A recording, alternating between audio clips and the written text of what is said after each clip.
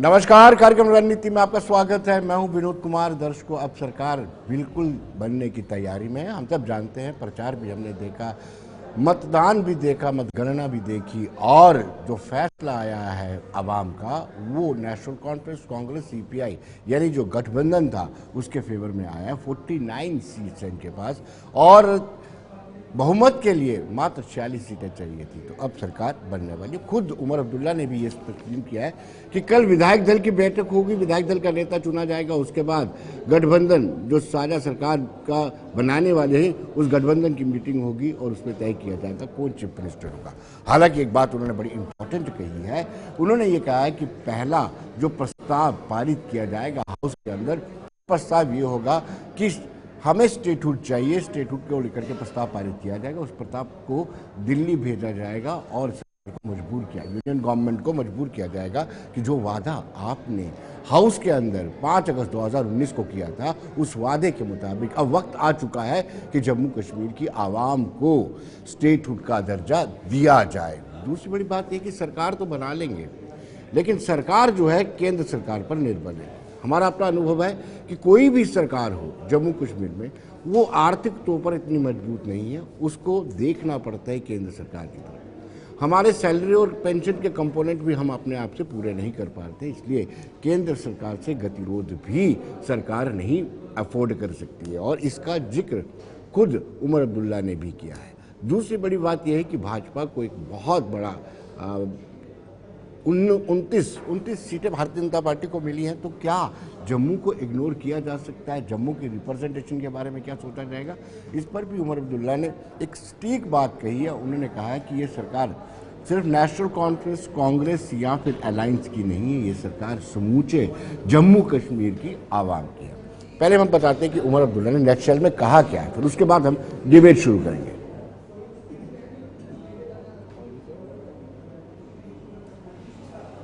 First reaction, it's probably my 5th reaction now. But the reaction doesn't change. I'm humbled by the verdict of the people. I'm humbled by the mandate that the people have given. But I'm also acutely aware of the responsibility that this mandate places upon us. The people of Jammu and Kashmir have voted. They've made their voices heard. They want to be a part of the process of governance. They want to feel a part of the decision-making process, and it is our responsibility to carry them along with us. Jammu and Kashmir, the people of Jammu and Kashmir have gone unheard since 2018. Now the time has come for us to work for the benefit of the people of Jammu and Kashmir. I'm also acutely aware of the fact that there is a sharp divide between Kashmir and Jammu, and therefore the incoming government will have a major responsibility of giving a sense of ownership to the people of Jammu.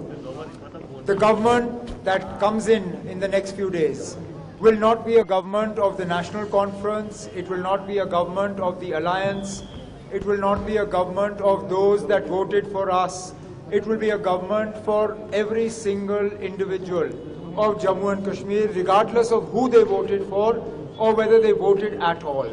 And in that, special emphasis will be placed on giving a sense of ownership and a voice within the government to those areas from where MLAs in this coalition will be less in number.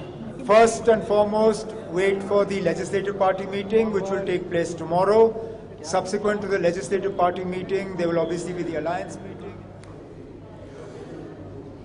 तो दर्शकों, आपने विस्तार से सुना किस तरीके से उमर अब्दुल्ला ने बड़ा बैलेंस स्टेटमेंट दिया है कि हम उनको भी रिप्रेजेंट कर रहे हैं जिन्होंने हमें वोट नहीं दिया है। उनको तो कर ही रहे हैं जिन्होंने हमें जिता करके भेजा है, लेकिन उनको भी रिप्रेजेंटेशन पूरी मिलेगी। लेकिन सवाल ये उठता है कि जो मैनिफेस्टो में वादे किए थे वो वादे कैसे पूरे किए जाएंगे। मैं एक एक करके वो कांग्रेस हो, नेशनल कॉन्फ्रेंस हो, CPIM हो, उनके वादे आपको गिना देता हूँ। एक तो पहले उन्होंने कहा था कि पाकिस्तान से बातचीत का जो सिलसिला है वो रुका हुआ है, उसको शुरू किया जाएगा। ये कैसे पॉसिबल है? फिर उन्होंने कहा था कि 370 और 35 को वापस लाया जाएगा, उस पर भी कैसे किया जाएगा। फिर उन्होंने ये कहा था कि जो राजनीतिक बंदी हैं उनको रिहाई करने का प्रयत्न किया जाएगा, वो भी संभव सी बात है। जो अलगाववादियों के रिश्तेदारों को निकाला गया है नौकरी से, उन पर भी पुनर्विचार किया जाएगा, वो भी बहुत कठिन है। फिर उससे भी ज़्यादा कठिन तो इस बात का है कि मीटर कहाँ तवी में फेंके जाएंगे या जेलों में फेंके जाएंगे। और फिर डेली वेजर 60 से ज़्यादा है, 63,000 डेली वेजर्स को एक शॉट में आप रेगुलराइज करेंगे। उससे भी बड़ी बात 1 लाख नियुक्तियां एकदम से करेंगे। ये नौकरी नहीं, रोजगार नहीं, नौकरी की बात करेंगे, सरकारी नौकरी देंगे। सब के सब असंभव सी बातें लग रही हैं। ये कांटों वाला ताज पहले सरकार तो मेरे एक्सट्रीम से ताल्लुक़ रखते हैं सुरजीत जी, आपका स्वागत है। सरबजीत सिंह जौहल भाजपा से ताल्लुक़ रखते हैं, आपका स्वागत है। तेजा सिंह जी, एडवोकेट तेजा सिंह जी कांग्रेस से ताल्लुक़ रखते हैं, सहयोगी हैं एनसी के, आपका भी स्वागत है। और वीरेंद्र सोनू पीपल्स डेमोक्रेटिक पार्टी से उम्मीदवार भी थे इस बार, आपका भी स्वागत है। सोनू जी से शुरुआत करता हूँ। सोनू जी, कठिन नहीं है, अलायंस तो बना है, बहुमत भी आ गया, 49 आ गए हैं, लेकिन सरकार के जो वादे मैनिफेस्टो में किए हैं वो किस तरह से पूरे किए जाएंगे, सवाल यह है। देखिए, सबसे पहले तो जम्मू कश्मीर की जनता का धन्यवाद कि जिन्होंने अपने वोट का हक का इस्तेमाल किया, और नेशनल कॉन्फ्रेंस और कांग्रेस को मुबारकबाद कि जिनके हक में लोगों ने अपना वोट दिया और उनको एब्सोल्यूट मेजॉरिटी जो है वो मिली है। और सबसे बड़ी बात तो मैं ये कहता हूँ कि 10 साल के बाद हमें अपना असेंबली नुमाइंदा चुनने की, मैं कहता हूँ, खुशकिस्मती है हमारी, हमें वो मिला। तो चलिए, उसके लिए भी मैं honourable supreme court of India का धन्यवाद करता हूँ। अब इलेक्शन हुआ, इलेक्शन में लोग गए, जीते हारे, वो अलग बात है, लेकिन चलिए लोकतंत्र मजबूत हुआ। बात आपने मैनिफेस्टो की है, लेकिन उससे पहले मैं एक बात कहना चाहूँगा कि 1.5 महीने की कैंपेन के बाद जम्मू कश्मीर के लोगों ने 90 MLA जिताए। हर उम्मीदवार ने, हर पार्टी ने अपना अपना प्रचार प्रसार किया, मैं भी उनमें से एक शामिल था। हम गए लोगों के पास, चलिए ठीक हो सकता मेरे में कमियां हों, जहाँ लोगों की अपेक्षाएं मेरे से ज़्यादा थी, जहाँ मैं लोगों तक सही तरीके से पहुंच नहीं पाया, लेकिन जनता का फैसला सर्वमान्य परवान। मैं इस वर्डिक्ट की कदर करता हूँ, जम्मू बहू की जनता का धन्यवाद करता हूँ। जितने भी लोग मेरे साथ चले, मैं उनका आभारी हूँ।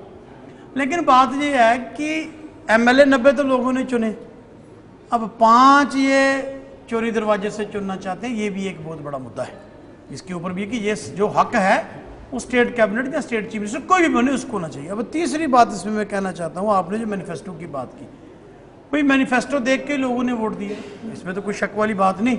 अब ये एक बड़ा चैलेंज है NC और कांग्रेस के लिए, क्योंकि सरकार में ये जाएंगे। पहले तो हम BJP को कोसते थे कि वो सरकार में हैं, लेकिन चलिए अभी सुपर CM तो LG साहब हैं, इसमें शक नहीं, लेकिन सरकार जो बनाने जा रहे हैं उनके सामने ये मुश्किलातें होंगी। और हम भी सरकार से ये कहना चाहते हैं कि जो जो वादे जो किए गए हैं उनको पूरा किया जाना चाहिए। सबसे बड़ा मुद्दा है बिजली का। बिजली हर एक पॉलिटिकल पार्टी ने कहा हम फ्री देंगे, लेकिन बीमारी की जड़ ये है जो स्मार्ट मीटर घपला है, फ्रॉड है, इसके ऊपर सरकार देखेंगे अब किस तरीके से आती है, क्योंकि अभी तो शुरुआत होनी है, अभी सरकार बनी नहीं है, अभी तो इट्स टू अर्ली टू से। लेकिन इसमें यह मुद्दा एक बहुत बड़ा है, बिजली का मीटर उखाड़ना है। मैंने तो कहा था लोगों से, जम्मू बहू की जनता से हमने कहा था अगर मैं MLA बना तो मैं ये मीटर उखाड़ के फेंकूंगा। अब मैं नहीं बन सका। कानून को हाथ लेने वाली बात होती नहीं, है, कोई बात नहीं, सारा कानून BJP तो ले ही रही हाथ में। अगर कोई जनता को नुमाइंदा ये भी ले लेता तो जिससे आम लोगों को फायदा होता तो बुरी बात नहीं। लेकिन चलिए, अब सरकार के पास मुद्दा उठाया है कि जो 5 नॉमिनेट किए जाने हैं वो असंवैधानिक हैं। हालांकि रीऑर्गेनाइजेशन एक्ट इसकी इजाज़त देता है, इसमें प्रावधान है, डिलिमिटेशन कमीशन की रिकमेंडेशन भी कहती है। लेकिन तारिक हमीद करा ने उन्होंने फारूक अब्दुल्ला और उमर अब्दुल्ला को मुबारकबाद दी है और कहा है कि खाली मुबारकबाद ही दी है, मिठाई ही खिलाई है, सरकार के गठन को लेकर कोई चर्चा नहीं हुई है। लेकिन उन्होंने भी इस बात का जिक्र किया है कि जो 5 पिछले दरवाजे से लाए जा रहे लोग हैं उनका हम विरोध कर रहे हैं, और विरोध हमने शुरू भी कर दिया है। और मुझे लगता है कि ये मामला कोर्ट में भी जा सकता है। पहले तारिक हमीद करा को सुनते हैं। आज हम कांग्रेस की तरफ से हमारे इंचार्ज भरत सिंह सोलंकी जी के साथ यहाँ डॉक्टर फारूक साहब को और उमर साहब को फॉर्मल तरीके से मुबारकबाद कहने आए थे। इसके बियॉन्ड अभी कोई बात नहीं है। वो जैसा कि कल उमर साहब ने कहा है कि उनकी फॉर्मल तरीके से जो लेजिस्लेचर पार्टी की मीटिंग होगी उसके बाद वो अलायंस पार्टनर से बात करेंगे, तो लेट दैट हैपन। पहले इनकी लेजिस्लेचर पार्टी की मीटिंग होगी, उसके बाद वो हमसे जो भी मामलात हैं कि फॉर्मेशन के बारे में लेटर ऑफ सपोर्ट है और वो उसके बाद होगा। तो आज हम सिर्फ और सिर्फ फॉर्मल तरीके से सोलंकी जी के साथ यहाँ उनको मुबारकबाद देने आए थे। तो क्या गवर्नमेंट फॉर्मेशन को लेकर कोई बातचीत हुई है? मैं कह रहा हूँ कि अभी कोई ऐसी बात नहीं हुई है। वो तब होगी जब अपना पहले ये लेजिस्लेचर पार्टी की मीटिंग करेंगे, फिर वो अलायंस पार्टनर से बात करेंगे जिसमें लेटर ऑफ सपोर्ट वगैरह का सारा मामला जो है वो हम डिस्कस करेंगे। देखिए, सबसे पहले तो मैं काफी देर से ये मेंटेन करता आया हूँ कि this is unconstitutional and undemocratic, और उसके बाद में हमने एक कार्रवाई शुरू की है। लेट अस सी कि उसमें कहां तक हम कामयाब होते हैं, लेकिन जहां तक उनका इंडक्शन और उनका सपोर्ट टू बीजेपी होगा, that is very obvious. I don't find any such. तो देखा, 5 जो मनोनीत किए जाने सदस्य हैं, इसको लेकर के अपोजिशन, जब सत्ता पक्ष बिल्कुल लामबंद हो चुका है कि ये असंवैधानिक है। सरबजीत जी, आप क्या कहेंगे? जिस तरीके से उन्होंने वादे किए थे, क्या वादों को पूरा कर सकते हैं? वो क्या रेगुलराइज कर सकते हैं? मीटर उखाड़ सकते हैं? क्या पाकिस्तान से बातचीत में इनका कोई रोल है? देखिए विनोद जी, एक तो बड़ी क्लियर बात है कि जम्मू कश्मीर में आज डेमोक्रेसी जो है स्थापित हुई है, और पहली बार ऐसा हुआ है कि विधानसभा की इलेक्शन में इतनी परसेंटेज वोट कश्मीर से, जम्मू में तो होती थी लेकिन कश्मीर में भारी भरकम लोगों ने वोट डाले, अपने वोट का इस्तेमाल किया और आज डेमोक्रेसी बहाल हुई है। उसमें भारतीय जनता पार्टी जम्मू से बहुत बढ़िया अच्छी सीट, हमने पीछे से ज़्यादा, पिछली बार से भी ज़्यादा सीटें यहाँ पर जीती हैं। अब रही बात कि यहाँ सरकार बनेगी, अभी तक तो क्लियर नहीं है। अभी आप करा जी की बात सुन रहे थे तो उसमें भी अभी किंतु परंतु है। ये क्या होता है क्या नहीं होता, अभी मैं ये कहने की स्थिति में नहीं हूँ कि इनकी सरकार बनने जा रही है। नंबर 2, जो इनके एजेंडे हैं खास करके नेशनल कॉन्फ्रेंस के, पहला नंबर तो क्या ये 370 वापस लाएंगे, कांग्रेस कहती है जी, वो उस पे उसका क्या स्टैंड है, एनसी का क्या स्टैंड है, इसमें आपस में झगड़ा होगा क्या होगा आप देख ही रहे हैं। अभी जो करा की स्टेटमेंट भी, उसमें भी आप देख रहे हैं कि कितना इनका ये आपस में सहयोग करेंगे। वही हाल बाहर भी आप देखिए, महाराष्ट्र में भी आज फूट पड़ गया है, क्योंकि भारतीय जनता पार्टी के कार्यकर्ता जो हैं, देशभक्त कार्यकर्ता, वो आज एक एक कार्यकर्ता ने यहाँ पार्टी को खड़ा किया और जिताया, और पिछली बार से ज्यादा वोट भी मिले हमें और ज्यादा सीटें हमने जीती हैं। और ये जो स्कीम्स हैं, जो इनका एजेंडा है, ये मीटर फेंकने, सही बात है। अब ये देखते हैं कैसे ये तभी में यहाँ मीटर फेंकते हैं, वहाँ झेलम में फेंकते हैं, 200 यूनिट बिजली फ्री देते हैं, 1 लाख रोजगार देते हैं बिना मतलब, ये तो यहाँ की हमारी स्थिति ऐसी है स्टेट की, आप भी जानते हैं कि ये तो तनख्वाह भी नहीं दे सकते हैं, 1 लाख नौकरी देते हैं, एकदम 1 लाख नौकरी देंगे। तो ये सारी ऐसी बातें हैं जो शायद केंद्र सरकार ही कर सकती थी, भारतीय जनता पार्टी की डबल इंजन सरकार करेगी, और मुझे लगता है कि अभी भी स्थिति में नहीं है सरकार बनाएंगे ये, जैसे लग रहा है। तो मुझे नहीं लगता कि इनकी सरकार अगर बनेगी भी तो कितने दिन चलेगी। और जी, कहीं भारतीय जनता पार्टी को खेला तो नहीं करने वाली है? आंकड़े तो बता देखिए, ऐसी बात नहीं है, खेला नहीं करने वाली है, लेकिन यहाँ एक स्पष्ट बात है कि लोगों को बहुत ज्यादा एक्सपेक्टेशन है। और आपको पता है कि केंद्र सरकार की सहायता, उमर फारूक ने एक अच्छा, उमर अब्दुल्ला ने बयान दिया है जो अभी हम सुन रहे थे कि ये सरकार, आज वो ये नहीं कह सकते हैं कि नेशनल कॉन्फ्रेंस सरकार है। उनको मालूम है कि हमारे पास क्या है, हमारे पास तो तनख्वाह देने के लिए पैसे भी नहीं है, 1 लाख कहां से लाएंगे। तो ये यहाँ जम्मू कश्मीर की आवाम की सरकार होगी, और मैं समझता हूँ कि हाँ जी, हिमाचल जैसा हाल तो नहीं हो जाएगा, केंद्र सपोर्ट ही नहीं करेगी। देखिए यहाँ अब ये कैसे हालात बनाते हैं, पाकिस्तान का एजेंडा, वो जो पुराने दिन थे, अगर ये लोग देश हित में बात करेंगे, मैं समझता हूं कि केंद्र सरकार सहयोग करेगी, लेकिन चलिए, ये मल्हार अगर साहब को पाकिस्तान जानना का चाहता हूं। एजेंडा, पाकिस्तान के लोगों को यहाँ लाना, चलिए, वहां से मल्हार बात साहब, करना, इन आपके पास बातों आने में से पड़ेंगे पहले- तो मुझे नहीं लगता कि आपके केंद्र पास आने से सहयोग पहले करेगा। सीधा सांबा चलता हूँ, हमारे सहयोगी ऋषि वहां पर मौजूद है। ऋषि, आप मुझे सुन पा रहे हैं? हाँ जी ऋषि जी। जी जी विनोद जी, बिल्कुल जी, कितना आसान है इनके लिए अपने मैनिफेस्टो पर पूरा उतना? पूछिए जरा इनसे।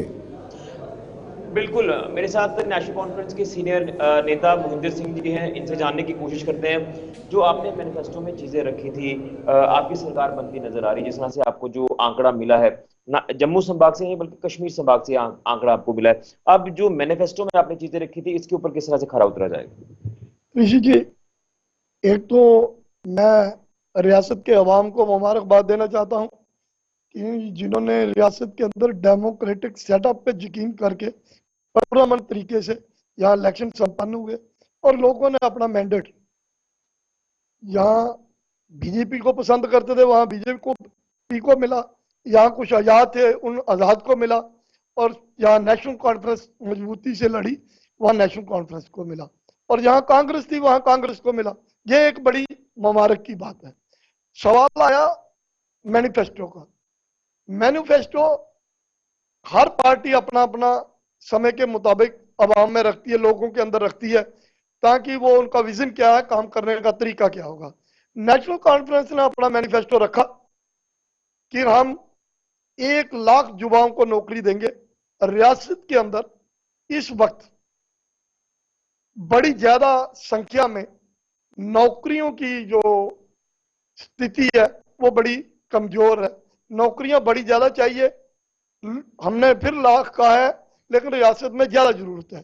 उसके बाद ये जैसे हमारी सरकार फॉर्म में आएगी, मीटिंग होगी जेरे क़यादत उमर साहब, तो उसमें पॉलिसी मैटर तय किए जाएंगे कि कैसे हमने नौकरियां निकालनी है, कैसे। जी, आप इनसे पहले पूछिए 370-35 को लेकर के क्या रुख रहेगा? जो पत्थरबाज बंदी बने हुए हैं उनको कैसे छुड़ाया जाएगा? 370 और 35 को लेकर क्या रुक है, सवाल आप भी सुन रहे हैं। और जो जेल में बंद कैदी उसको लेकर क्या आप कोई ऐसी रणनीति तैयार करेंगे क्या? ये जब कैबिनेट की मीटिंग होगी तो ये तो उच्च सतह की बात है। सिक्योरिटी ब्यूरो पॉइंट से सारी चीजें देखने के बाद ही वो देखेंगे क्या करना है क्या नहीं करना है। लेकिन आप 370 और 35 को अपने मैनिफेस्टो में लेकर चल रहे थे। नहीं, हमने 370 और 35 को अपने मैनिफेस्टो में लिया है। हम इसके लिए जदोजहद करें क्योंकि ये मामला ऑलरेडी सुप्रीम कोर्ट में सेटल्ड है, लेकिन जदोजहद करना किसी के लिए ये हमारा डेमोक्रेटिक राइट है, उसके लिए हम जदोजहद करते रहेंगे। रही बात 35 स्टेट के लिए एक कवच था। आज रियासत के अंदर बाहर के लोग आकर नौकरी करना शुरू हो गए, हमारे डाकखाने में वो कर रहे हैं, रूरल बैंक में बाहर के लोग नौकरियां कर रहे हैं, रियासत के नौजवान बेरोजगार घूम रहे हैं, कोई पॉलिसी नहीं है। आपने डेली वेजेस को लेकर भी बात की थी। हम डेली वेजर के लिए हमारी लीडरशिप ने और मैनिफेस्टो ने और उमर साहब ने हर जगह ये कहा है, ये जो डेली वेजर लगे हम इनको रेगुलराइज्ड करेंगे। चलिए और मुझे उम्मीद है कि हमारी कैबिनेट और हमारी लीडरशिप इस फैसले को लेने में हिचकिचाएगी। चलिए ऋषि, बहुत बहुत शुक्रिया आपका। बिल्कुल। जी, बहुत बहुत शुक्रिया ऋषि जी, हमारे साथ जुड़े हुए थे। तो आपको बताते चले, मैं बात कर रहा था सुरजीत मल्हार जी से जो एनसी को रिप्रेजेंट करते हैं। मल्हार साहब, आप इतने ज़्यादा वादे किए हैं जो आपकी पहुंच से दूर है। आपने सत्ता तो हासिल कर ली, ऑलमोस्ट तय ही है। कहा जा रहा है फ्राइडे को ओथ भी ली जाएगी, आधिकारिक पुष्टि नहीं हुई है। कल विधायक दल की बैठक है आपकी, लेकिन आप हमें इतना बता दीजिए जो वादे किए थे वो कैसे पूरे किए जाएंगे? विनोद जी, गवर्नमेंट तो बनने दीजिए। जी, गवर्नमेंट बनेगी, उसके बाद पॉलिसी आ जाएगी सामने, कैसे इन वादों को पूरा करना है। कोई इतना मुश्किल नहीं है। मुश्किल इन्होंने पिछले 10 सालों में क्रिएट की है, उस मुश्किल को हल करने में थोड़ा टाइम लगेगा और उसको हल किया जाएगा। उमर साहब ने एक बहुत अच्छा सिग्नल दिया। उन्होंने कहा है कि हम सेंटर के साथ चलना चाहते हैं। उन्होंने कल ये भी कहा कि मैं ऑनरेबल प्राइम मिनिस्टर कहना चाहता हूँ। तो इसीलिए कि सेंटर जो है जो खेल करती है, सेंटर ने जो हिमाचल में खेल किया, सेंटर जो कर्नाटक में खेल करती है, इनकी कोशिश होती है जहां पे इनकी सरकार नहीं है वहां पे सरकार को गिराया जाए और फाइनेंशियल जो है मदद नहीं की जाए।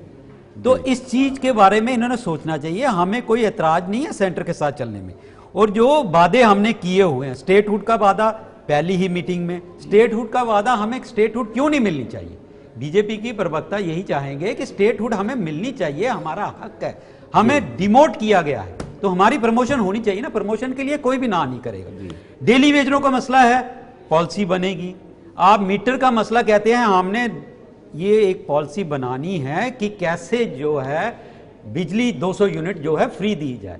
मौका तो दीजिए ना। अभी हम जुम्मा अभी आए नहीं, अभी सरकार बनाई भी नहीं है, अभी बननी है फ्राइडे को, उसके बाद देखिए क्या होता है। अगर ये पिछले जितनी आप दलेरी से ये कहते थे कि 370 हटा देंगे, 35 से हटा दे, वापस ले आएंगे, ये करेंगे वो करेंगे, पाकिस्तान से बातचीत बहुत आदमी है कैदियों को, वो आज देखिए उमर साहब के बयान में वो दिखा नहीं मुझे। वो देखिए विनोद जी, आज सिर्फ स्टेटहुड का चर्चा हुई है। देखिए विनोद जी, 370 हमारे नस नस में है, नेशनल कॉन्फ्रेंस के नस नस में, नेशनल कॉन्फ्रेंस के खून में, और यहाँ के सियासत जो दान है इनके खून में, और यहाँ के लोगों के खून में। कश्मीर के लोगों ने दिखा दिया ये मैंडेट जो है 370 जो इन्होंने हटाया है उसके खिलाफ है। आप ये देखिए, हमने 52 लोग नेशनल कॉन्फ्रेंस में खड़े किए और उसमें से 42 लोग जीत कर आ रहे हैं जी। लगभग 80%, तो डिस्टिंक्शन से भी ऊपर है जी। तो इसलिए ये आप बिल्कुल क्लियर है, पड़ोसियों से बात करना कोई बुरी बात नहीं है। उसमें जो आपके अलायंस पार्टनर थे वो हारे हैं ना, चलिए अलायंस कोई और थोड़ी, जो डूबते जहाज के साथ आप गए थे वो हारे हैं। नहीं अलायंस को, लेकिन आपको मानना चाहिए कि अलायंस की इज्जत कम हो जाएगी, अलायंस की इज्जत कम हो जाएगी। रह गया थोड़ा, लेकिन अलायंस को साथ लेके चलेंगे। चलिए, हम तो ये भी कह रहे हैं कि सेंटर के साथ भी चलेंगे। तेजा सिंह जी से पूछते हैं, तेजा सिंह जी आपकी कदर कम हो गई है। एक तो आपने जो अलायंस किया था तभी आपने सरेंडर कर दिया था, घुटने टेक दिए थे, उसके बाद नतीजे जो आए वो माशाल्लाह। और तारिक हमीद करा को सुना ही होगा, हमने सरकार के बारे में चर्चा नहीं की, मिठाई खिलाई, मुबारकबाद दी, कहीं ना कहीं कद घट गया है आपका। पहली बात तो ये है जी कि मैं सबसे पहले जम्मू कश्मीर की आवाम का शुक्रिया अदा करता हूँ, जम्मू कश्मीर की आवाम को मुबारकबाद करता हूँ कि वो जोग दर जोग बाहर आए, उन्होंने अपनी वोट का इस्तेमाल किया और जमहूरी सेटअप के तहत एक हुकूमत को इस्टेब्लिश करने के लिए अपना मैंडेट दिया। अभी आपने उमर साहब को सुना, करा साहब को भी सुना। ये एक अलायंस की गवर्नमेंट बनने जा रही है और अलायंस की गवर्नमेंट जो है उसमें एक कॉमन मिनिमम प्रोग्राम दो पार्टियों के दरमियान होता है। और जहाँ तक आपने कहा कि आपकी कदर कम हो गई, मुझे फ़ख्र है कि हमारा जो मुद्दा था, हमारा जो मकसद था कि हम जम्मू कश्मीर से ये रिमोट कंट्रोल पर चलने वाली जो हुकूमत है उसको चलता बना करें। बिला शक उसके लिए अगर हमारा कोई नुकसान भी हुआ, हमारे चंद लीडरान हारे भी हमारी ऑर्गेनाइजेशन के, लेकिन बहुत हारे, फिर भी लेकिन फिर भी हम नेशनल कॉन्फ्रेंस और कांग्रेस मिलके हमने बीजेपी का सुपड़ा साफ किया और उनको यहां से चलता बना किया। बाकी जहां तक आपने जीत के हमारे नत्ती हैं और सुपड़ा साहब है, बाकी आपने कहा कि आपने सेंटर गवर्नमेंट को ऐसे प्रोजेक्ट किया जैसे जम्मू कश्मीर की स्टेट और सेंट्रल गवर्नमेंट के दरमियान कोई जंग होने वाला है। ये पार्लियामेंट्री सिस्टम ऑफ गवर्नमेंट है। सेंट्रल गवर्नमेंट पूरे देश की गवर्नमेंट होती है और हर रियासत के साथ उसके रिश्ते कानूनी रिश्ते होते हैं। उसके लिए कानून ने जो मसाइल बनाए हैं, जो प्रोग्राम बनाए हैं, उनके तहत हम सेंट्रल गवर्नमेंट के साथ, हमारी ये मजबूरी भी है कि हमने सेंट्रल गवर्नमेंट के साथ मिलकर चलना है और उसी में जाकर जम्मू कश्मीर के अवाम की तरक्की हो सकती है। मजबूरी नहीं है, जरूरी है, क्योंकि यहाँ भाई साहब मुझे पता, मुझे साहब आप कहते हैं, मुझे लगता है आपको मजबूरी और जरूरी में पता नहीं। मजबूरी जनता पार्टी की आपको मजबूरी और पहले बात है आपको मजबूरी और जरूरी में फर्क है। मजबूरी और घूम रहे थे, ये सब बीजेपी की देन है, ये मोदी जी की भाई देन है। साहब, भाई साहब जो बीजेपी जो कुछ बीजेपी ने बोया था, जो कुछ बीजेपी ने बोया था, उन्होंने डिसाइसिव पॉलिटिक्स के जरिए यहाँ के लोगों को डिवाइड किया है और एक खतरे की घंटी बजी है। इस वक्त जम्मू का एजेंडा चलाते थे, बिल्कुल रोज सिक्योरिटी फोर्सेस में पत्थर वो करने के बाद भी आप कश्मीर में एक सीट नहीं।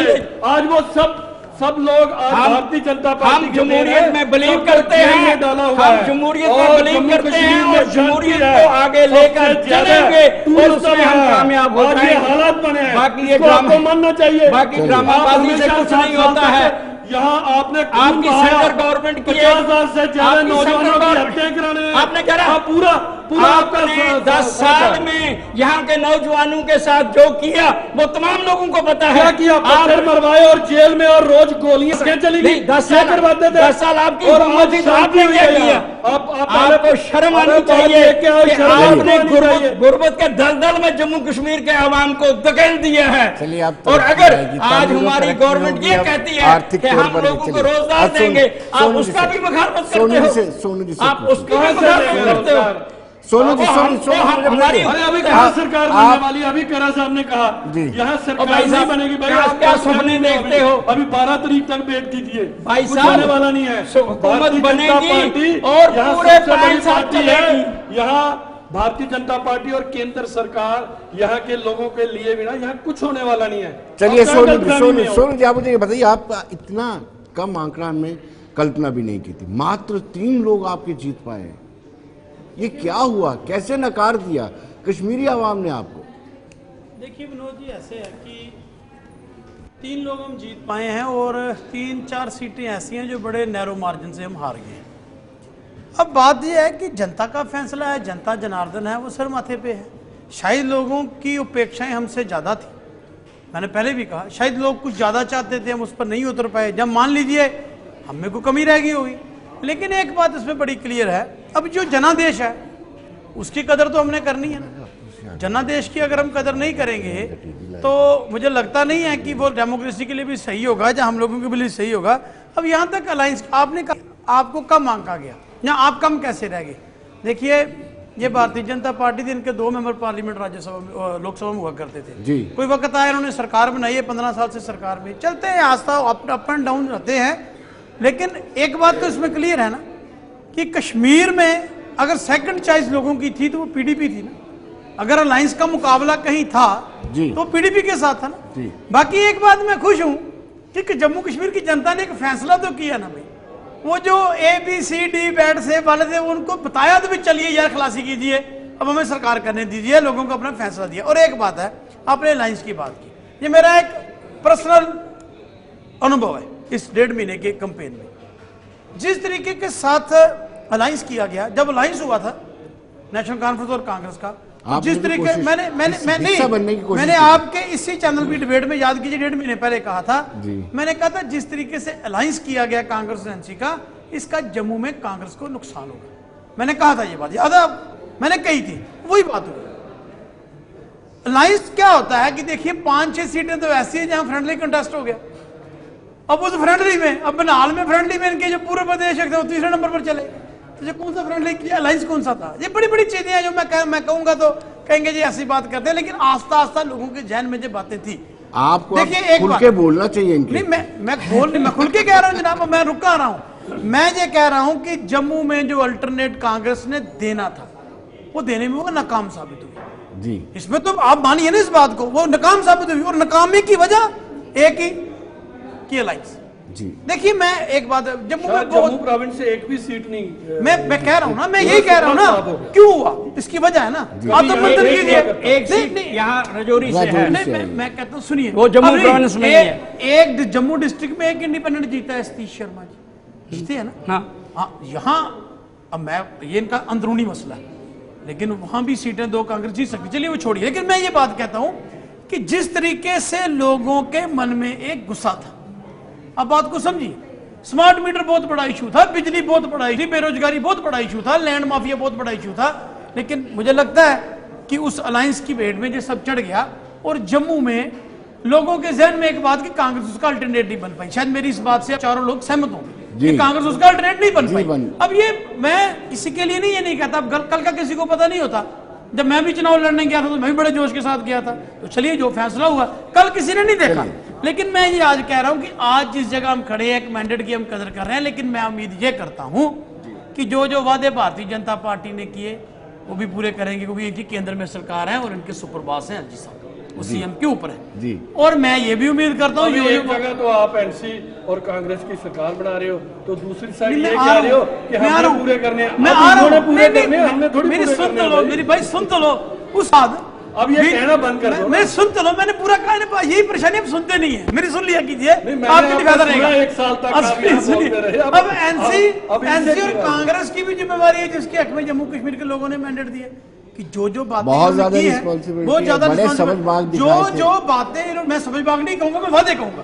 जो वादे इन्होंने किए हैं, समझबाग तब कहेंगे अगर जो फेलियर हो जाएंगे तो, जो वादे इन्होंने किए हैं इनको पूरा कीजिए। जहां हमारी मदद की जरूरत है, हम जितने भी हैं हम इसके साथ हैं कि आपने जो लोगों के साथ वादे किए, और बाकी बात रही 370-35 से सरकार आए ना आए, सरकार के हिस्सेदार रहेंगे। हाँ जी, पीडीपी वाले कहाँ पे वो मनाते ही नहीं। एनसी कांग्रेस को, एनसी कांग्रेस के पास तो अपना ही नंबर है, हमारी कोई जरूरत होगी तो हम साथ हैं, लेकिन उनको हमारी जरूरत भी नहीं है। मैं तो सच्ची बात कह रहा हूँ। बगानी शादी में अब्दुल्ला दीवाना, मैं नहीं, आप सुन, पहले क्यों यही परेशानी, आप सुन ही नहीं पा रहे। मैं क्या कह रहा हूँ, मैं कह रहा हूँ इनकी जिम्मेवारी है।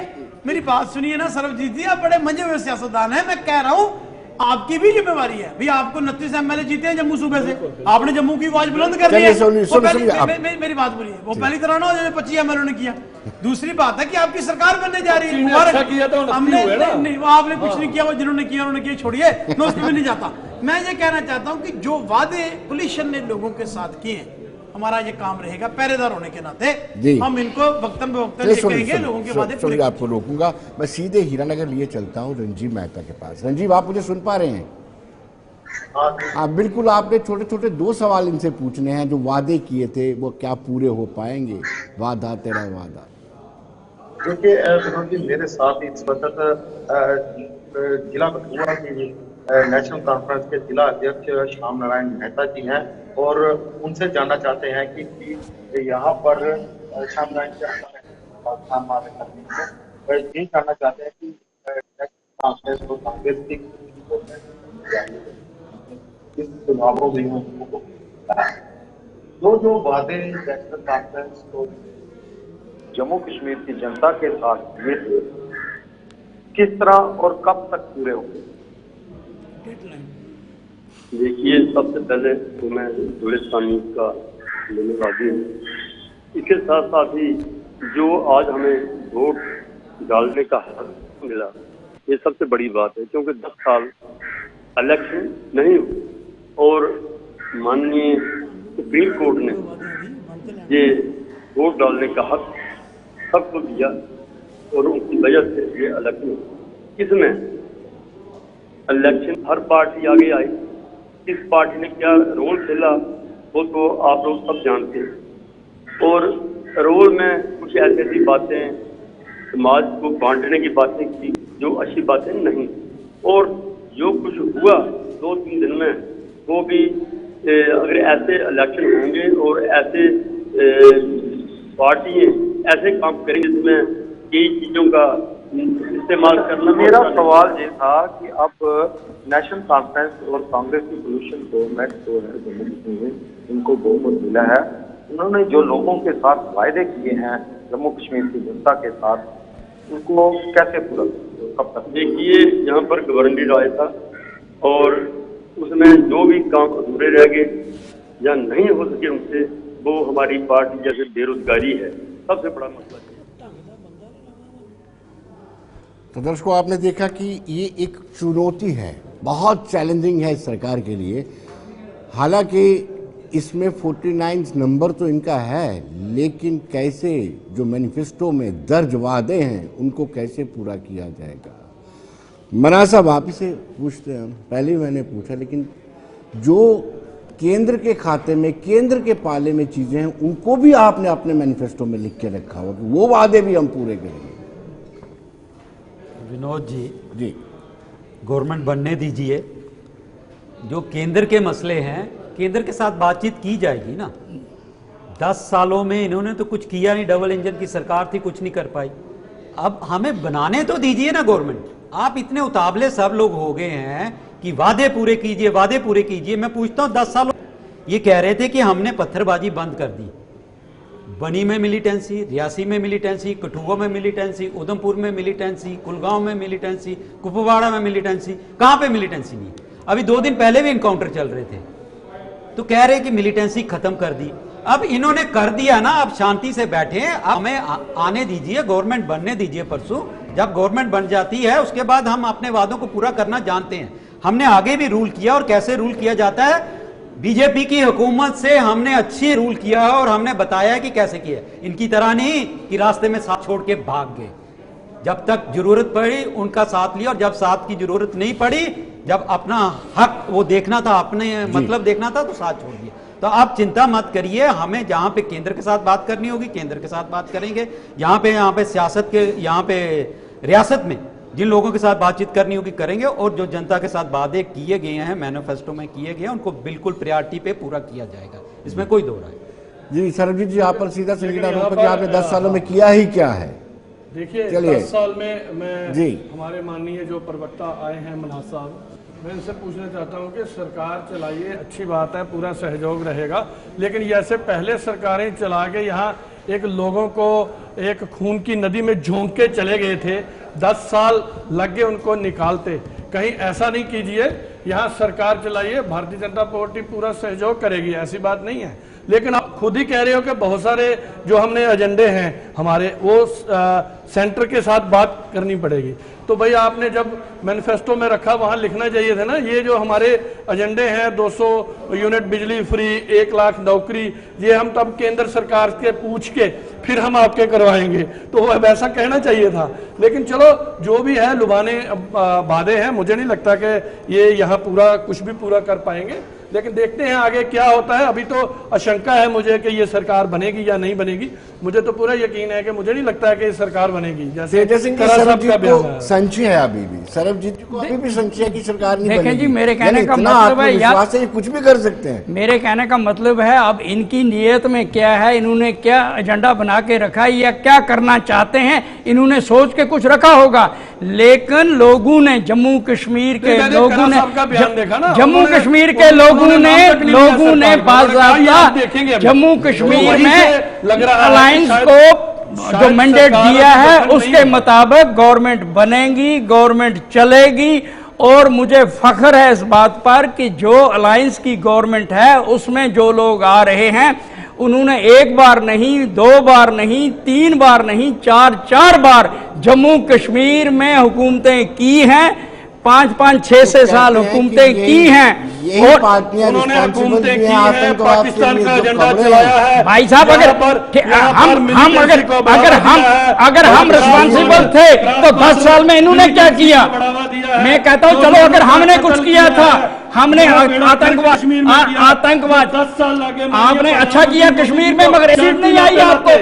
आपने कश्मीर में अच्छा किया, आपको एक सीट नहीं। आप लोगों को वहाँ आप सारे हिंदुस्तान में, वर्ल्ड में जाके बोलते थे कि हमने इनकलाब लाया है, लोग बहुत खुश हैं, हमें चाहते हैं। लेकिन नतीजा ये हुआ कि लोगों ने आपको कश्मीर वैली से बाहर निकाल के फेंक दिया, और आपने 10 साल में जो कुछ किया था उसकी सजा आपको मिल गई है।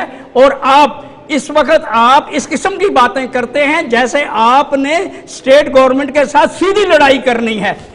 हमने जो वादे किए हैं, स्टेट गवर्नमेंट अभी है कहाँ? State government? और भाई साहब आप मुझे ऐसा लगता है जैसे आप सड़क पे बात कर रहे हैं। आप एक बड़ी पार्टी के प्रवक्ता हैं और आप ये कह रहे हैं गवर्नमेंट, अभी सरकार इलेक्शन हो गई है, हमने इलेक्शन जीती है, कहा है कि अभी कोई ऐसी बात नहीं हुई है। अभी हम देखेंगे, अभी मुबारक दी है, मिठाई खिलाई है, मिठाई इसीलिए खिलाई है कि हम पावर में आने जा रहे हैं, हम गवर्नमेंट बनाने जा रहे हैं। और सुने, जब हमारे हिंदुस्तान में जो इस वक्त भी सरकार है वो बड़ी सुलझी हुई सरकार है। उनको पता है कि जो कुछ भी करना है जम्मू कश्मीर रियासत के साथ, वो उसमें वो सहयोग देंगे और देने चाहिए। अगर वो नहीं देंगे, डरे हुए हैं तेजा सिंह जी, आपने कि ये दोबारा कहीं वही जो एक खून की नदी और वो जो आग में कहीं झोंक न दे। आपको देखो क्या अभी देख लीजिए, हमारी पार्टी के लोगों ने अपनी शहादतें दी हैं। नेशनल का इस वक्त सीनियर पार्टनर है, उनके कई मिनिस्टर मरे हैं, उन्होंने शहादत दी है इस मिलिटेंसी को खत्म करने के जंग के लिए। और आप कहते हैं कि हमने खून की नदी बनाई। तेजा सिंह जी, हरियाणा में और आपकी बीजेपी ने नेशनल कॉन्फ्रेंस के साथ हुकूमत बनाई थी। आपके लोगों को इसी उमर अब्दुल्ला को बीजेपी का कार्यकर्ताओं की हत्या हुई है, उस वक्त उल्टी बात बोल रहे हो। जिस वक्त आपने इसको फॉरेन मिनिस्टर बनाया था उस वक्त ये अच्छा था, और आज आप कहते हो कि ये खून की नदी बहाने वाला है। वहां की स्थिति छोड़िए ना, उसके बाद क्या हुआ ये देखिए। और भाई साहब क्या, चलिए तेजा सिंह सोनू जी, सवाल ये है कि आप 28 से 3 पर आ हम अपना मैनिफेस्टो आप 28 से 3 पर आ गए, क्या आपको लगता है स्टेट गवर्नमेंट को कोई हक नहीं है, हम सिर्फ सुझाव दे सकते हैं, हाथ मिला? हम सुझाव दे सकते हैं। तेजा जी प्लीज तेजा जी, हरियाणा में क्या हुआ? सोच में आपने जलेबी बांट दी, बाद में वो पैसे भी पूरे नहीं। चलिए सोनू जी, 28 से 3 पर आना, क्या ये वो हाथ जो मिलाया था बीजेपी के साथ उसका खामियाजा है? उसका खामियाजा है, ये बताना पड़ेगा आपको। ये हो सकता है, बिल्कुल। देखिए इसमें कोई बात नहीं। देखिए विनोद जी, एक बात बड़ी क्लियर है, मैं हमेशा बात जो है मैं बेबाक करता हूँ, मैं हर बात का जवाब देता हूँ। लोगों के मन में ये भी एक हो सकता है कि हम बीजेपी के साथ गए तो शायद लोगों के मन में गुस्सा है। पिछली बार लोगों ने इनको 28 सीटें दी थी। मैं कहता हूं कि ठीक है, लोगों ने गुस्सा निकाला, लोगों का गुस्सा हमारे सर माथे पे। हम तो लोगों के वर्डिक्ट की कदर करते हैं, जो लोगों के मन में आया, जो जम्मू कश्मीर के वोटर ने फैसला किया सर माथे पे, हो सकता है कि वो भी गुस्सा हो लोगों में। चलिए उनका गुस्सा निकल गया। अब मैं ये कहना चाहता हूं कि आज जो मुद्दा है वो ये है कि मैंडेट कोलिशन को मिला है, सरकार इनकी बनी, आज नहीं बनेगी कल बन जाएगी। ठीक है, जब कोलिशन इकट्ठे होते हैं कई बातें रहती हैं, कोई बहुत सारे सेक्रीफाइस होते हैं, बहुत सारी देख की चीजें बनेगी सरकार। लेकिन बात यह है सरकार बनेगी किसकी? जम्मू कश्मीर के लोगों के लिए सरकार बनेगी। वो तो उमर साहब ने कह दिया, मैंने कह दिया, मेरी सुनिए। अब इसमें यह नहीं है कि सरबजीत ने ठीक कहा, मनाज साहब ने, लोगों की उम्मीदें बहुत ज्यादा है। लोगों की उम्मीदें, देखिए इतना बड़ा मैंडेट आया क्यों है? जी आप बात को समझिए ना, इतना बड़ा मैंडेट क्यों है? कि लोगों के मन में एक बात है कि शायद इस वक्त एक स्टेबल सरकार होनी चाहिए। आज स्टेबल सरकार है, हमें भी सरकार का साथ देना चाहिए जो सरकार बनने जा रही है, क्योंकि जम्मू कश्मीर के मुद्दे हैं, मसले हैं, हम बहुत बड़ी मुसीबत में हैं। हमारी बहुत बड़ी मुसीबत है, हमारी शनाख्त हमसे छीनी जा चुकी है, हमारे हक हमारे पास नहीं है। हम आज बहस क्या कर रहे हैं कि वादे क्या पूरे करेंगे क्या नहीं करेंगे। भाई पहले ये तो देखो, वादे एक है कि हम कहाँ खड़े हैं।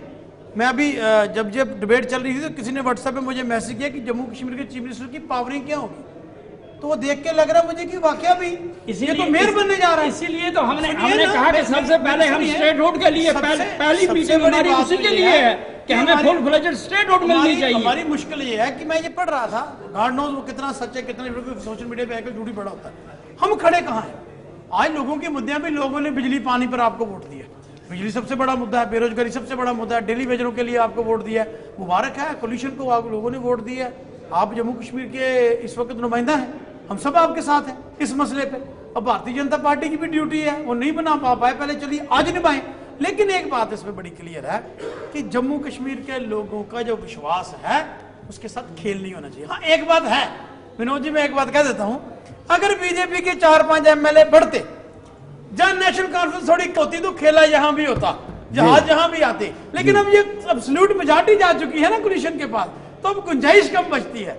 ये एक बात है जी, बीजेपी का इतिहास रहा है कि अगर कोई गुंजाइश बचती है कोशिश जरूर करते। मैंने सुना है जब मैं तेल डाल के वो एयरपोर्ट पर खड़े रहे, लोग भी खड़े रहे, पहले भी दो दिन पहले लोग कश्मीर जा चुके, जो हमने वहां से सुना, लेकिन जम्मू कश्मीर की जनता ने इनको मौका नहीं दिया। देखिए एक बात है ना, जब आपने मैंडेट दे दिया, अब इस मैंडेट के साथ छेड़छाड़ अगर करेंगे तो वो बहुत बड़ी बात होगी।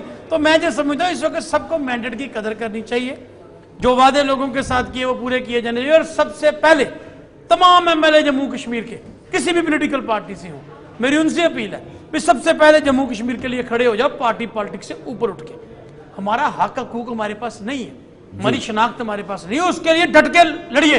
जहां हमारी मदद की जरूरत है, हमारे 3 MLA जीते हैं, तो बाकी यार हमारे भी तो सेकंड नंबर पर हैं, हम भी एक फोर्स हैं, हम आपके साथ हैं, जम्मू कश्मीर के मसले के लिए आपके साथ हैं। मना साहब, चेहरा बड़ा खिला हुआ था उमर अब्दुल्ला का, पहले तो वो इलेक्शन नहीं लड़ रहे थे कि एक चपरासी तक का तबादला नहीं करवा सकते, आज बड़े बदले बदले तेवर, खुशी वाले तेवर उनके नजर आ रहे।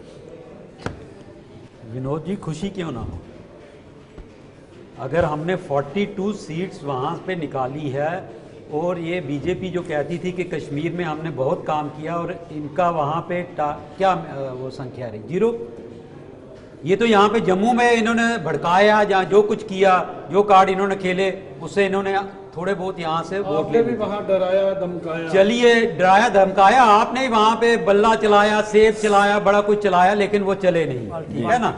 तो अब इन्होंने ये मान लेनी चाहिए, स्वीकार कर लेनी चाहिए, हमारी हार हो चुकी है।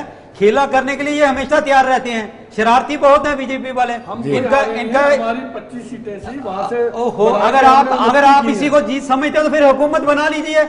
तो जहाँ खेला करने के लिए आप तैयारी कर रहे हैं, शरारत कर रहे हैं, तो बना लीजिए ना। हम तो आपको कह रहे हैं बना लीजिए, नहीं बनी है ना, नहीं बनी है तो आप बना लीजिए, क्योंकि खेला करने, आप शरारत करने से बात नहीं आते। शरारत मत करिए, शरारत मत करिए। आप जो एजेंडा आ गया है, जो मैंडेट दे दिया, उसकी इज्जत कीजिए। जो लोगों ने मैंडेट दे दिया उसकी इज्जत कीजिए और लोगों के मसले हल करने में अपने एमएलए को लगाइए, एक ठीक ऑप्शन दीजिए। और स्टेटहुड एक हमारा मसला नहीं है, सारी जनता का मसला है स्टेट का। चलिए, ठीक है ना। मना साहब, हमारे राजौरी के संवाददाता ने इफ्तियार अहमद, जो एक मात्र कांग्रेस के एमएलए जीत के आए हैं जम्मू प्रोविंस से, उससे बातचीत की, छोटी सी बातचीत सुनाते हैं, देखिए।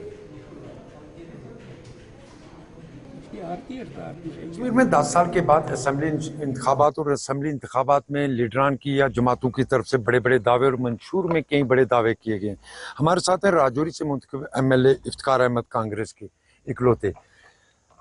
अपने मंशूर पे जो आप लोगों ने अपने मंशूर जारी किए, कितना उस पर कामयाब हो पाएंगे? देखिए, हर पार्टी का जब वो इलेक्शन में जाती है तो उसका एक मंशूर होता है। कांग्रेस पार्टी का भी मंशूर था, नेशनल कॉन्फ्रेंस का मंशूर था। और आज सबसे पहले मुबारकबाद दूंगा, इंडिया अलायंस की जीत हुई। जो 10 साल बीजेपी की सरकार ने जुल्म किए थे जम्मू कश्मीर के लोगों ने, वो गुस्सा आपने देखा, वो लोगों ने दिखाया और वोट की ताकत से दिखाया। और आज राजौरी जो डिस्ट्रिक्ट थी वो एक हॉट डिस्ट्रिक्ट थी, क्योंकि यहाँ के सदर जो बीजेपी के, वो भी राजौरी से चुनाव लड़ रहे थे और इनके जनरल सेक्रेटरी वो भी यहाँ से चुनाव लड़ रहे थे और दोनों को शिकस्त हुई, यहाँ लोगों ने हराया। तो इसलिए लोगों ने हराकर वहाँ बता दिया कि बीजेपी के खिलाफ एक माहौल है। आज आपने देखा कि जिस तरीके से बीजेपी को पूरी तरीके से नकार दिया और आज हमारा इंडिया अलायंस यहाँ सरकार बनाने जा रहा है। और जब भी सरकार बनती है तो उसका कॉमन मिनिमम प्रोग्राम होता है और उसमें कॉमन मिनिमम प्रोग्राम में जो भी हमारा मंशूर होगा उसको हम इम्प्लीमेंट करेंगे, क्योंकि लोगों से हमने वादे किए। बातों के दौरान हमने देखा कि आपने एक नौजवान थे, क्योंकि अपने नौजवानों की आवाज़ काफ़ी बुलंद की इस इलेक्शन में, खास करके बेरोजगारी और राजौरी के अंदर डेवलपमेंट की। क्या उम्मीद करें यहाँ के लोग कि जिस तरह के आपके वादे थे, इन 5 सालों में वो वादे कितने वफा? देखिए, पहली बार ये हमने पॉलिटिक्स को बदलने का काम किया। जो ट्रेडिशनल पॉलिटिक्स चल रही थी, किसी भी कैंडिडेट ने आज दिन तक लोकल मैनिफेस्टो नहीं दिया, चाहे वो किसी भी, आज तक मैंने भी पिछले 30-35 साल, कुछ 20 साल तो राजनीति के हो गए और उसके अलावा भी जो स्टूडेंट लाइफ में किसी पॉलिटिकल पार्टीज के किसी भी कैंडिडेट ने रिटर्न में कोई मैनिफेस्टो जारी नहीं किया कि मैं क्या काम करूं। मैंने 11 गारंटीज दी थी कि मुझे आप वोट दीजिए और 11 गारंटीज पे मैं काम करूँ। चलिए सरबजीत जी से जानना चाहेंगे। सरबजीत जी, अभी भी आपको क्यों डाउट है? बार बार कह रहे हैं कि अभी सरकार नहीं बनी, आप बार बार तारिक हमीद करा का हवाला दे रहे हैं उनकी स्टेटमेंट को। देखिए विनोद जी, अभी सरकार इनकी बनी नहीं है और मैंने तो यही स्टेटमेंट अभी आपके सामने ही सुन रहा था और उन्होंने कैसे साफ कहा कि यहाँ कोई अभी सरकार बनाने की ऐसी बात नहीं हुई है। हमने सिर्फ महज एक औपचारिक मुबारक दी है जी। और अभी कोई बात नहीं है, अभी उनका मीटिंग होगी, हमारी होगी, फिर देखेंगे। तो जो देखेंगे वाला हिसाब किताब है ना, ऐसे लगता है कि अभी मुझे नहीं लगता है कि, चूंकि जम्मू कश्मीर की सरकार का जो डबल इंजन की सरकार है, और यहाँ पर भारतीय जनता पार्टी की उपस्थिति होना, यहाँ प्रेजेंस होना सरकार में बहुत ज़रूरी है। अब ये मैनिफेस्टो आप देख लीजिए, मनहाज साहब भी जो कह रहे हैं, इनके मैनिफेस्टो में जो भी बातें हैं वो तो ये खुद तो पूरा कर ही नहीं सकते हैं, और जब तक केंद्र की सरकार इनकी मदद नहीं करती है, ये भी जानते हैं। अभी उमर फारूक जी का भी, जो उमर अब्दुल्ला का भी बयान था, वहाँ भी आप देख लीजिए वो क्या कह रहे थे कि यहाँ पर ये सरकार जो है किसी एक पार्टी की नहीं होगी, यहाँ के सभी जो लोग हैं, अवाम हैं, उनकी सरकार होगी। क्योंकि कहीं ना कहीं उनको भी पता है कि यहाँ सरकार चलाना इतना आसान नहीं है। उनको पता है जब पहली सरकारें यहाँ चलती थी तो कैसे हिमाचल का अनुभव है, कर्नाटक का अनुभव है, किस तरीके से आप डोरी देखिए अनुभव यहाँ देखिए, हमारे पास खुद तो तनख्वाह देने के पैसे भी नहीं होते हैं जम्मू कश्मीर में, पूरा केंद्र मदद करती है। और भारतीय जनता पार्टी और मोदी जी ने जितना पैसा यहाँ जम्मू कश्मीर में इन्वेस्टमेंट लाए हैं, सब कुछ लाए हैं, ये सारा माननीय प्रधानमंत्री जी की देन है। यहाँ नया इंडस्ट्रियल पॉलिसी आई, यहाँ शायद आपको पता नहीं है कि 2 यहाँ IT टावर बनने जा रहे हैं, जिसमें शायद 8-8, 10-10 हज़ार जो रोजगार है नौजवानों को वो मिलेगा। जो केंद्र सरकार ने करना है वो कर रही है। और यहाँ पर भी हमारा था कि यहाँ भी टूरिस्ट को बढ़ाया जाए। जैसे कश्मीर में आज वहाँ पर आप होटलों में जाइए तो वहाँ जगह नहीं मिलती है, ये किसकी देन है? आज शांति लाई। आज यहाँ तो कुछ लोग कहते थे कि यहाँ कोई तिरंगा उठाने वाला नहीं रहेगा, तो मैं समझता हूँ कि राहुल गांधी और प्रियंका जी भी वहां घूम रहे थे बिना सिक्योरिटी के। ये चेंज जो है ये माननीय प्रधानमंत्री और भारतीय जनता पार्टी सरकार की देन है। ये सबको हमें मानना चाहिए। जी चलिए तेजस्वी जी, एक आखिरी सवाल आपसे, ये चेंज वो बार बार कहते हैं, वो चेंज आपको नजर नहीं आती है? आपके राहुल गांधी, मैंने भारत जोड़ो यात्रा देखी थी, खुलकर वो वहां पे घूमे थे। इस बार तो मल्लिकार्जुन खड़गे और उन्होंने आइसक्रीम भी लाल चौक में खाई थी। भाई साहब आप क्या करते हैं जी? मैं कश्मीर का रहने वाला हूँ, वहाँ कोई ऐसी बात नहीं थी कि वहाँ चलना लोगों को बंद था। बाकी मिलिटेंसी के एक्शंस होते थे, वो जम्मू में भी आजकल हो रहे हैं। ये नहीं है कि वहाँ कोई चलने वाले को चलने नहीं देते थे। बाज़ाब्ता मिलिटेंसी जब पीक पे थी उस वक्त भी टनल बंद हो जाती थी, टूरिस्ट आते थे, टनल बंद हो जाती थी। नहीं वो दूसरी बात है, सिक्योरिटी पूरे बाजार बंद होते थे, कैलेंडर चलता था पाकिस्तान का, ये सब चलता था ना, ये मानना चाहिए आपको। वो सारा कुछ बॉर्डर पर रोज फायरिंग होती थी, कोई नहीं होती। कहाँ से बना देते? देखिए ऐसे है, 10 साल आपकी हुकूमत है, इधर जैसे आप कह रहे हैं कि चेंज आई, जैसे आप कह रहे हैं कि अगर सब कुछ आया तो बीजेपी का MLA क्यों नहीं जीता कश्मीर? क्यों नहीं? अरे हमारा जम्मू बेस है, जम्मू बेस है, हमें यहाँ से अरे हमने यहाँ पर पिछली बार से हमने यहाँ 4-5 सीटें ज्यादा ली है ना। आप लोगों ने सब ऐसी थोड़ी बात है। आपका MLA कोई जीत नहीं पाया, आपने बड़ी कोशिश की। चलिए देखिए, मैं एक बार दोबारा कहता हूँ, हमें उम्मीद है, मैं कहता हूँ मैंडेट की कदर कीजिए, लोगों के मसले हल कीजिए। चलिए सोनू जी बहुत बहुत शुक्रिया, तेजा सिंह जी बहुत बहुत शुक्रिया, सरजीत जी बहुत बहुत शुक्रिया, मनहाज साहब आपका भी बहुत बहुत शुक्रिया। तो दर्शकों आप बने रहिए देश दुनिया की खबरों के लिए और मुझे दीजिए इजाजत। नमस्कार।